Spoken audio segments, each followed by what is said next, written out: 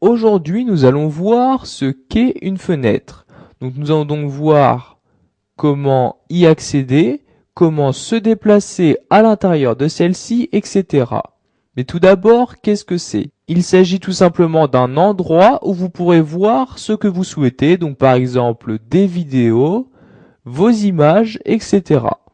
Donc nous allons par exemple ouvrir une fenêtre, donc je vais prendre dans le menu démarrer, je vais prendre le dossier utilisateur, donc ici vos déclics. Donc une fenêtre, il s'agit de ça. Donc avec en haut le chemin où vous vous trouvez, donc vous voyez ici vos déclics.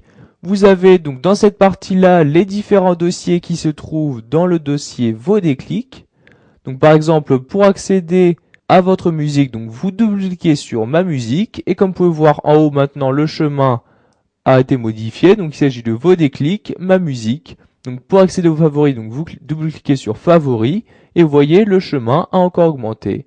Donc vous voyez si je vais dans lien, etc., le chemin se précise petit à petit. Vous pouvez utiliser cette flèche-ci pour revenir à la fenêtre que vous trouviez précédemment. Donc vous voyez si je fais précédent, je reviens à favoris. Encore précédent, je reviens à ma musique. Vous pouvez utiliser la flèche de droite pour effectuer l'effet inverse, c'est-à-dire se rendre à la fenêtre suivante. Donc vous voyez ma musique favoris, lien. Si vous avez parcouru plusieurs fenêtres, donc par exemple ici c'est le cas, vous avez parcouru ma musique, favoris, lien. Vous pouvez retourner très facilement dans vos déclics. Donc pour cela, vous utilisez cette flèche-ci et vous voyez, vous avez tout l'historique donc de ce que vous avez parcouru. Donc par exemple ici, je vais retourner à vos déclics en cliquant sur vos déclics. Vous pouvez faire de même dans l'ordre inverse, donc vous recliquez cette flèche-là et vous allez revenir dans le lien. Un autre moyen de revenir facilement dans vos déclics est de cliquer donc sur le nom d'utilisateur ici. Vous pourrez aussi accéder très facilement à vos images par exemple à partir de cette fenêtre. Pour cela, vous devrez cliquer sur cette petite flèche-là à droite de votre nom d'utilisateur et vous allez voir apparaître dans ce menu de déroulant-là les différents dossiers disponibles dans le dossier utilisateur. Donc vous voyez par exemple comme le bureau, mais les documents, les images, etc. Donc pour accéder aux images, vous cliquez sur mes images et comme vous pouvez le voir maintenant vous êtes dans vos déclics, mes images.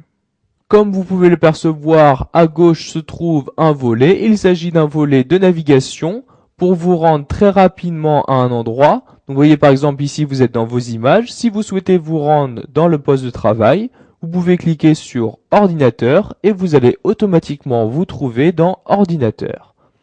Vous voyez si vous faites précédent, vous retournez à la fenêtre précédente qui était vos images. Pour fermer vos fenêtres, soit vous cliquez donc en haut à droite de celle-ci sur la petite croix fermée.